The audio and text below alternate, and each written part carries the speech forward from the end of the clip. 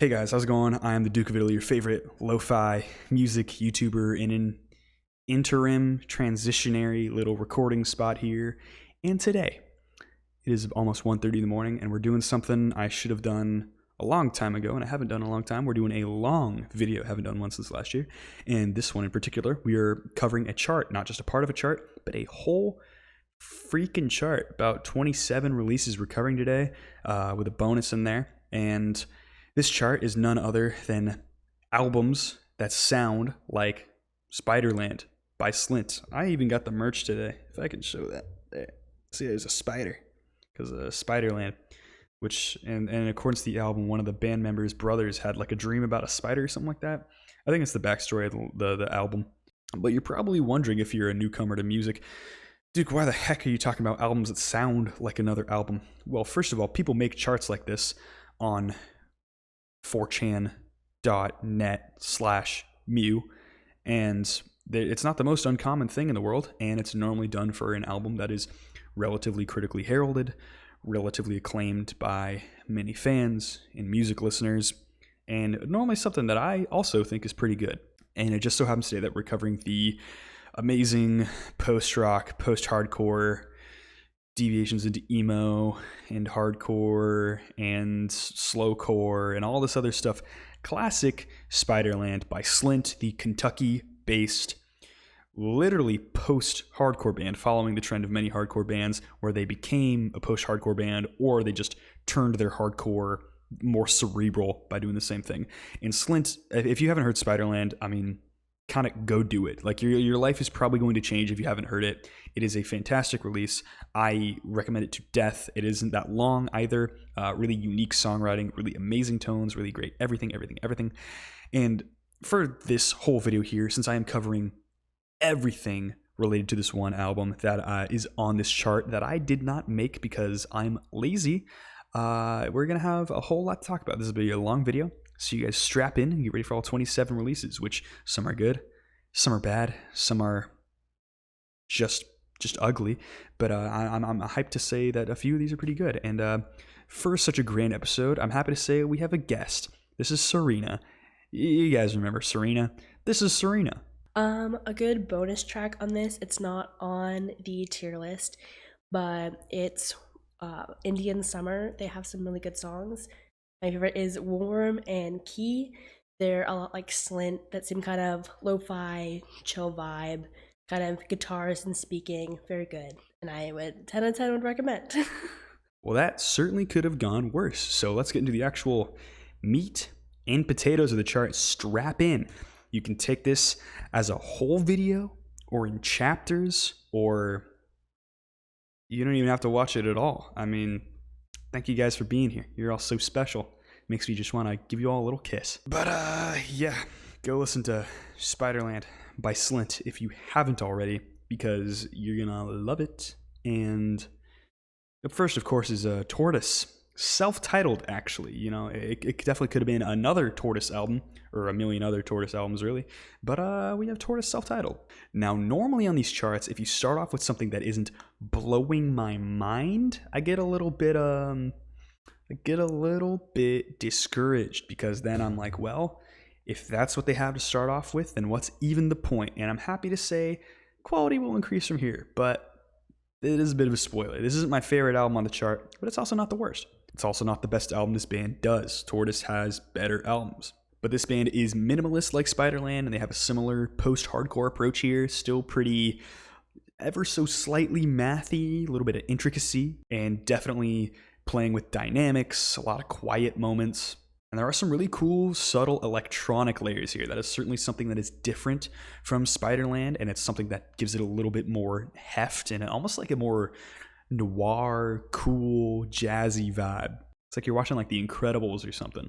It is certainly groovier than Slint. It is a bit, actually, kind of like you pull a bit more from Slint's self-titled album, a little bit more than Spiderland. The real highlight of this album is the really thick, heavy bass tone here. It makes every song feel really unique, and the way it supports the electronics is just such a nice inclusion. But I think this is a good album. I wasn't necessarily engaged the entire time I've been listening to it, but I think the songwriting is pretty interesting. I love how intricate it all is. You can't go wrong with it. It's just not something you can really go the distance with. And up next is Ariel M's Self-Titled. So this is basically the guitarist from Slint playing really slow ambient style post-rock with some drums supporting the whole thing. There's no bass, there's no vocals. Or if there is some bass, it's so hard to tell. But it's really slow paced. And, you know, Slint has a very unique, very amazing set of guitar playing. And that is basically what you get here. But you don't love Spiderland for just that. Spiderland is made good because of all the elements that support it. It really is a very fragile setup here. Any song that is done any differently, and it would have led to its legitimate detriment. It's very fragilely composed here. And here you definitely can tell there is something huge missing. It is very pretty in this case, though, as you don't get as much tension as Slint. You do have a good dose of slowcore as well, and a whole lot of post-rock. Maybe not as climactic, but you got sort of like a Siros or Sigaros, as it's spelled, kind of style of post-rock here, just not as lavish, really. It's very minimalist. The song Scrag there is it's pretty good, actually, probably great here, and most of these songs are okay, but it struggles to reach a point of music to listen to. It's more just like background noise. It's solid-ish ambient guitar work. It's just not enough. So I'm gonna give this an okay. I still think it's worth checking out. It's very unique, which is why I want to recommend it. Actually, it just don't expect anything that you will say it's to die for. And I'm yet to find anything that keeps up with this album here as like a similar vibe, but like in a more successful way. And up next is The Four Carnations Self-Titled. Wow, this one is boring. Nothing Spiderland does here is done well. You guys are probably wondering, like, Duke, when does the good stuff come in? It's coming, I promise. And it does get better from here. We just gotta talk about a bad album first. This album is also poorly produced and muddy, so good luck finding anything to stick out in a way that you'll enjoy. That both melodies and tones are bland somehow. I know, pick a struggle. The singing is also below average. Also, it consistently builds to nothing. You at least expect some songwriting could help this out, even if the melodies are as minimalist as Slint is, granted, but it's just so bland. There's really not much here to give you what you want. So yeah, this one's poor. And that leads us into Haberdasher with, and I have to read this here, bear with me. Songs on Love, numbers 48602 to 48608. So definitely a lot of post-hardcore mixed with post-rock here, which is a great combo that I've really only figured out from this chart. And a lot of softness like Slint does, which is something that's really nice here. Is that you got a lot of that lower, more low-key vibe that Slint does. That one is nailed down to a T. The vocals here are like some sort of soft yelling. It's also way groovier than Spiderland, which is something that Spiderland is known for being very stiff here. So adding that element is a good way to sort of alternate on those other ideas. You also have some really angular melodies with really captivating rhythms. Something that, I mean, it's Slint in that regard. It's not totally similar. The groove element is basically absent from Slint, but here it does add that groovy part, and it has a better sort of post-rock style of building here. Maybe it's not as airtight as Slint necessarily, but I think it works in a way that is different. To me, honestly, it feels like Drive Like Jehu, but with less distortion. Rest in peace, by the way. I know that guy just passed away. There are also some genuinely cool and beautiful moments here, and the energy is insane. And you have some really cool organ and texture manipulation here that gives it a big boost. And I think this is a very solid album here. I think I'm cool with giving this another good. And this leads us into Enablers with their album Endnote. This is the southwestern, aggressive, and slightly more melodic version of Spiderland with the same amount of spoken word. Spoken word is actually something that's very common on Spiderland if you don't know. If you don't, then it's because you haven't checked it out. And if you haven't checked it out, again, go do it. But spoken word is used by this band to specifically tell super intense, pretty interesting stories. And it's got a real southwestern feeling. It's really like you're seeing ghosts in like New Mexico, out there in the middle of nowhere. Sorry to my friends in New Mexico. It is certainly similar to Slint, but it feels very distinct, if for anything than just a sheer geographic location.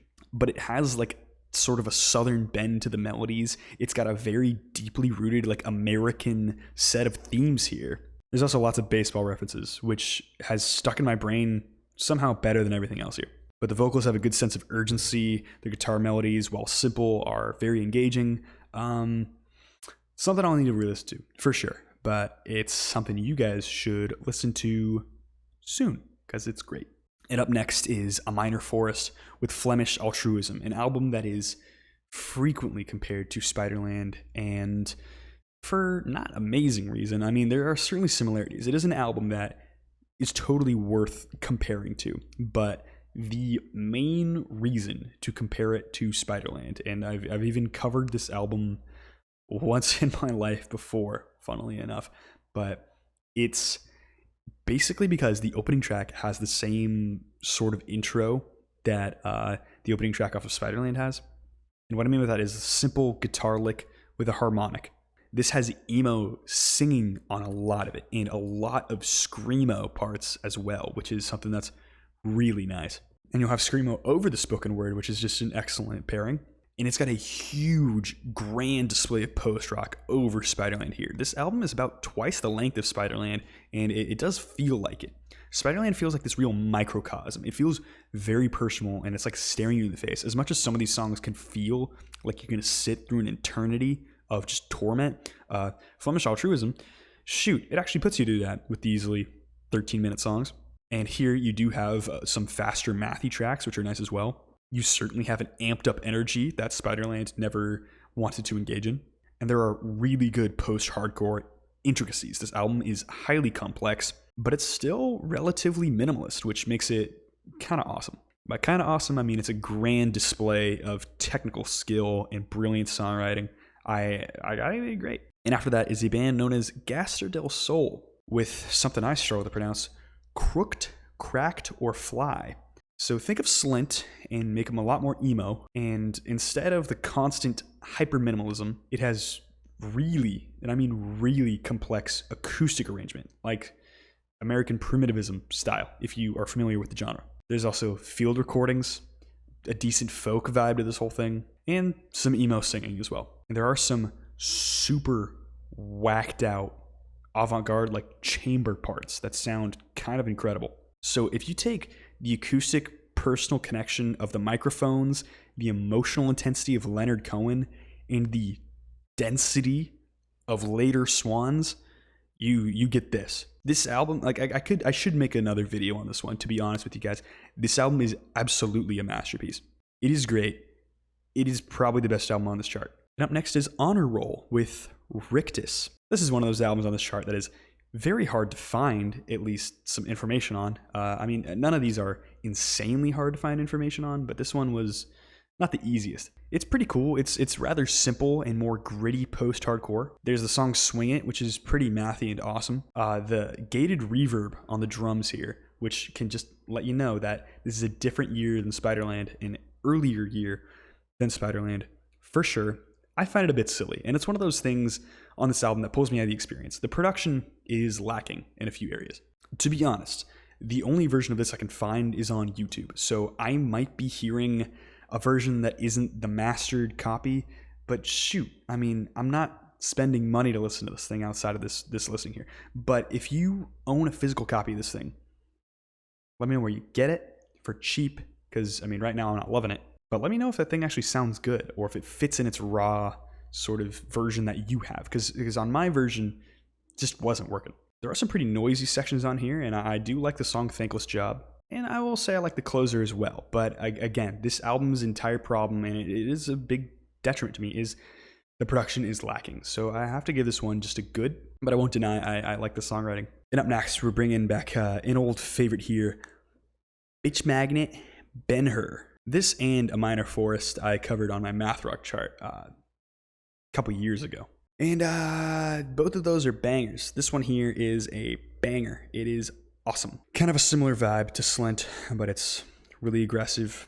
It's really awesome. It's got a post-hardcore lens for sure. It's got tons of energy and tons of dissonance. It is worth the hype. It is interesting, and it's winding. It's dope. If you want Spiderland with like the opposite level of energy, like it's just always at 100, this is kind of what you want here. Of course, Just the opener is just this grinding piece of post-rock, which is just awesome. It's great.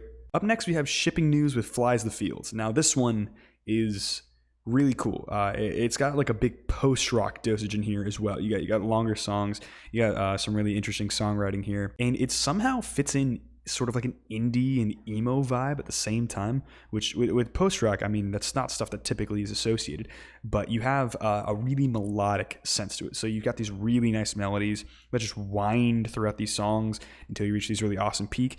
It's post-rock, but it's killer post-rock at that. And, you know, you do have a very Slint style atmosphere, and that atmosphere is awesome. And it feels authentic, and that's the important part to me. So I think this is great. Up next is Rodan with Rusty, and this album is pissed. This is like post-hardcore that like verges on screamo at points. Like he's never really screaming, but like gosh, he almost always sounds like he's about to. Like think of the biggest climax to any post-hardcore song that you like. This song is just edged on that the whole time. And you got some longer songs here with some really complex songwriting, and they're just burning. They're bangers. They're awesome. And you've got the first track, which is really nice, melodic, post-hardcore sort of post-rock track here. A little bit tinging on ambient at kind of points, you know, the way it loops and it sort of fills out with this really nice harmonies.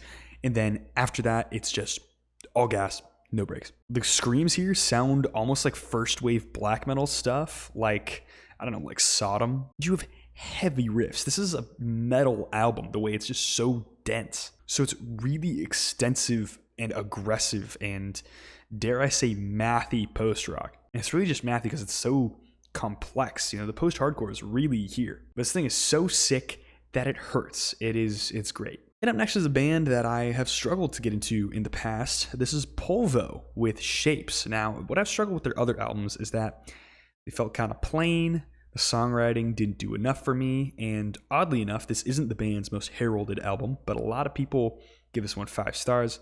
A lot of people love this one, and it's for a good reason. This thing texturally is Polvo's most interesting release, at least of the 3 that I've heard. It is certainly the weirdest Polvo release, and for that, I am thankful. What's nice about this is every song sounds different. Like 20 White Tents is a really eerie track. There are some constants over this whole thing, or at least consistencies. You have a super rough guitar tone, at least when it wants to be.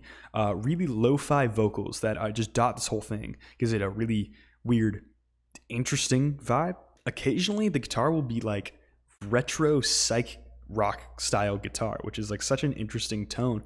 But and the way it's played is done like that as well. This album really does its best to explore anything it can, and it benefits the songwriting in this case. This album feels like a love letter to post-hardcore in a way that's sort of connecting it to all its different roots in like a really weird way, but it's super interesting texturally. If you guys don't like it, then I promise you're gonna get something out of this thing, because I think it's just so cool. But I think it's great, and we've probably reached new territory in this chart now, because now we're reaching some EPs and some weird stuff. This is June of 44 with The Anatomy of Sharks. This is a 22-minute 3-song EP, so really easy to digest. It's pretty sick post-hardcore, good aggressive nature here with some riffs to boot.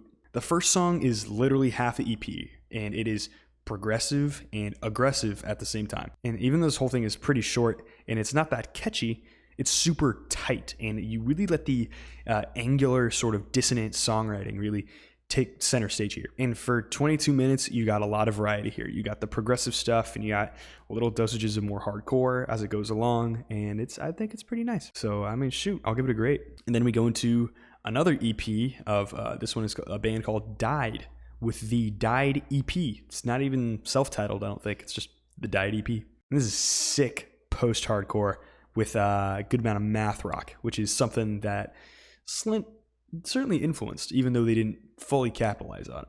And you got a nice dose of emo as well. And it is really hard-hitting, especially on the track Sandra. And I really like the spoken word here. It truly carries a lot of weight. As much as there's a lot of melancholy, there seems to be having a good amount of anger as well. Like these tracks have a serious amount of bitterness towards their condition, which I find to be a very engaging element. So yeah, it's another great EP. And now we have something that's kind of hard to find. This is the 90 Day Men with the 2001 Peel Sessions release they did. Now this is the first time I've actually ever listened to a Peel Sessions thing. This is some guy whose name was Peel, who liked a lot of music, and he would just play some songs from a band. and it's never a digestible way to listen to stuff, and these recordings are weird to find if they're out there. So I'm assuming most of them are, and a lot of these bands are big, a lot of them are not. It's just another Fantano guy, except he's got a radio show. But what an honor that is, honestly. I think if Fantano had something like that where he's like, here's me interviewing this band and they got this own thing and it's just for me, he should have something like that. Jokes aside, who wants to see more Fantano? This thing is, it's not bad. Apparently a CDR of this exists if you like it more than I do. It's on YouTube though. It's good, mathy post-hardcore, and it is hella lo-fi. It is the most raw release on this chart. As much as it is much louder than Spiderland, it is also very meditative, which is something I think is really cool. I think it is great music, like good songwriting, but it's either the guitar tones or the fidelity that just really drags it down. But I honestly, I think I'm going to check out another release from this band at some point just to get like a better perspective on them. So I'll let you guys know about that in 2 years' time. But this is good. We have reached the interlude of this review. I have a melatonin in my mouth. Watch, I'm going to take it. So I now have to speed run the rest of these albums, however many they are. Yeah, whatever. Engine Kid, Angel Wings. That's the next release we're talking about here. So the biggest thing with Spiderland that connects it here is it's got a seriously doom-laden atmosphere, probably even more so than Spiderland, because it's consistently over this whole thing, and it is it's a lot more emo, and it is overall heavier, which is pretty sick. And there are some stupidly heavy sections as well. There's a track called Herbie Hancock, which is basically just sludge metal. It is incredibly grand with the massive 12-minute long Olay. This album is, geez, guys, like it's like Acid Bath if they're post-hardcore. Like that's seriously how visceral and angry this whole thing is. Like if you want less metal, more post-hardcore, then Acid Bath, this is the way to go. If you like Acid Bath, check this thing out. It's sick. It's really varied. It's really awesome. It's great. And after that, we have Codeine with the White Birch. This is an interesting thing because it belongs, I guess, on this chart, but it belongs much more in an essential slowcore chart, which give me a year and a half, and I'll cover that for you guys. But this here is very much a slowcore album. A lot of ambient stuff, you know, tiny bit of emo. Post-hardcore is out the window. There's not much more complexity, really slow pacing. It's atmospheric, basically. Atmospheric, slow rock music, usually indie. But the most slinty trait of this album here is it's meditative. Some pretty nice builds and releases here, but do not expect the immense energy of your favorite post-rock or post-hardcore. But you do have some really nice textures. The song Tom is awesome. There's a good range of emotion on this whole thing, and overall, like a really good feeling. And the bass is really crunchy. That's something I like. The song Weird is also really good here because the songwriting is just super gripping, and that's another highlight as well. But I think overall, this album does occasionally drag a little bit. It is slowcore. It is prone to doing that, much like Drone in a way, but it doesn't drag nearly as much as Drone. But, you know, it is classic for a reason. I do still think it's good. I just kind of find it lacking when you compare to other slowcore. And after that is Abilene's Self-Titled. This is slow, dismal, sort of post-hardcore. Maybe not quite post-hardcore, but it's sort of there. And it's got a decent amount of grooves going with it, which is something that I like. You have really nice building post-hardcore guitar styles, but it is very meditative. You never really reach anything burning white hot. You know, this does have a sort of a Codeine type of feeling here. It's certainly slowcore tinged, and what carries a lot of the emotional weight is this really slow, rumbly distortion, probably from the bass. Actually, that really just gives it this lift that really has a nice addition to the songwriting. I think it's sort of might be what the album's kind of center around at points, and in a weird way, it is also depressing and cathartic. It's got like a weird, isolated feeling to the whole thing. It's really cool. I think it's great. And next we have Lowercase with The Going Away Present. It's some really nice post-hardcore style slowcore with some pretty melodic vocals, and that is something that is nothing like Slint, it's a nice change of pace. And the riffs are good. They're actually rather exotic feeling. They have some pretty interesting scales that they use, and it makes it pretty tense, almost a little bit angular. The post-hardcore parts are really nice. They can be really minimalist, but like the bass could actually carry a lot of the movement here, which is something that I find really cool. And the changing bass allows for the grooves to really set in, which I like a lot. So I think this album is actually a bit derivative, but I think it's also like really solid. Like I'd definitely listen to it again. I mean, it's great as derivative as it is. Like I could see all these other post-hardcore bands that's pulling from. Same with slowcore. It does, at this point in the chart, it does feel a lot like these other things here. So historically speaking, maybe this one isn't as derivative as the other ones. I'd have to look historically, but I think it's still great, still worth a listen. And after that is Dagobah, self-titled, which is maybe the least like Spiderland on this chart. It is raw, dense, post-hardcore, and it's pretty enjoyable. It is a incredibly intense album. Like Spiderland is not always intense. It is occasionally intense. This album straight up sounds like death metal every once in a while. Like really super heavy chainsaw tone, thick as hell, chugging, just brutal stuff here. Like I feel like I'm listening to like freaking Obituary or something. I mean, like if that doesn't convince you enough, I don't know what will. Unfortunately, it is on a YouTube playlist, like, and you have to assemble it yourself because it's out of order. But it's Kino. This thing is based. It's like a top 5 album on this chart. It's great. Now we have reached Spatula, Despina by Land. Melatonin's not yet kicking in, but it's coming. So this album sort of blends the post-hardcore sort of build style of the instrumentals and strips it back just a little bit, makes it a little less complex, and it makes it actually pretty emotional the way they write it. It's actually really solid songwriting. And you have synths and pedals and arpeggios just whirling around this whole thing, and it adds so much texture. Like this is an album that does not feel hollow at all. It feels very fully produced here. It sounds excellent. And the vocals are weird. They're so rare. They show up only on like a few songs, but honestly, I wonder why they're even there. They're hard to hear. You do not know what he's saying, but it's a really weird element. It feels like it's just to add some texture. Occasionally you get accordion on this album. If you were getting bored with this chart, have some accordion. Some of these songs have a burning lead distorted guitar, which sounds amazing. It's like some weird drone metal, which I've been getting into recently. So that's an appeal for me.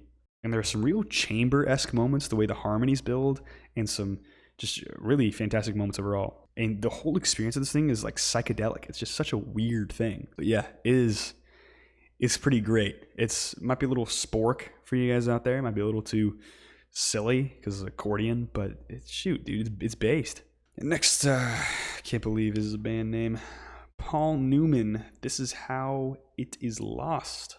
Now, this is a not too angular, not too gritty band that feels a lot like indie rock, especially because the chorus pedal on the guitar feels very indie rock. There is a little bit of mathy riffage here and there, which is definitely where the Spiderland comparisons come in, but they don't do that much for it. The vocal mix is cool, and it sounds great. And the mellow vibe is something that I can see appeals to a lot of people. If you want something that's more low-key, this is something to check out for sure. But I think it does lack intention that most of these other albums here really benefit from when they engage in it. And there are good melodies, and there's some pretty nice singing, which there is no spoken word of. And this is definitely a release here that I feel like doesn't take enough risks. It definitely plays it safe a lot. And that is a problem I have with a lot of indie rock here. It's just, it doesn't go far enough. And as you know, that's something Jamie Stewart of Shoo Shoo believes as well. I mean, sorry if I'm taking words out of his mouth there, but he's said a lot of things about indie rock. But this album is okay. There's nothing offensive here. It's just not offensive enough. It's like, call me edgy or whatever. I mean, it's okay.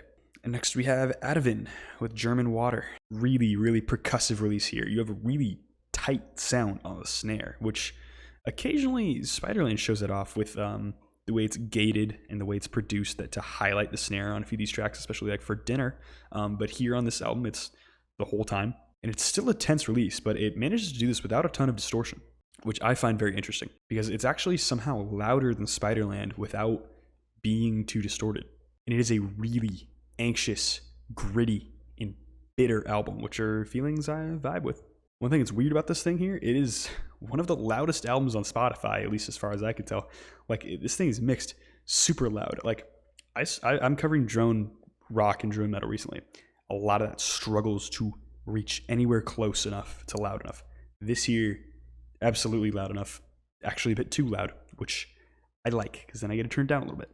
Granted, it's not mixed too loud. It's the final end product is hitting that sweet spot, or higher than that. I mean, the production is great. Ignore what I'm saying. Modern Gang Reader is insane. The distortion on it is nuts. It's very aggressive. It's a highlight on this whole chart, really, in terms of songs. And the drums are a bit hot in the mix, but I struggle to have a problem with it. It's really just pounding away. So nice little intense album here. I feel like giving it a great. And as the melatonin kicks in, we got just 3 releases left. With let's get this started here.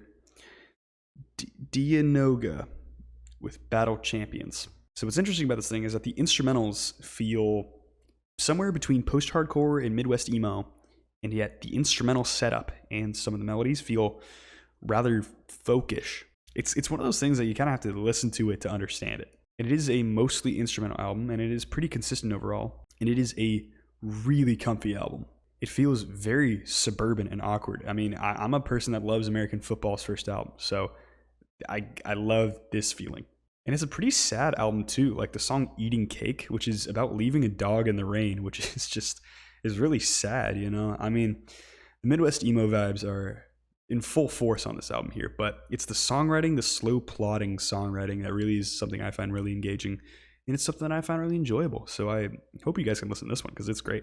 And up next, we got the last EP on this chart with a Drill for Absentee with Circle Music. And it's unique here. It feels kind of noir in a way. And it's pretty energetic overall, which can't knock that. And it's not just energetic, it's actually kind of manic. Like it's fiery, like it's super engaging. And the distortion is burning the whole time. It feels almost a little harsh, but not quite. It is kind of sick. And some of the guitar lines are a bit Midwest emo inspired, which just adds a little bit of extra flavor. And on the track Naked Singularity, you have some really fun vibraphone, which vibes. It's colorful. It is very interesting, and I think you guys should check it out. And up next, we have Neutrino with Motion Picture Soundtrack, the final release on the chart. Really bassy post-hardcore, and it is slightly mathy.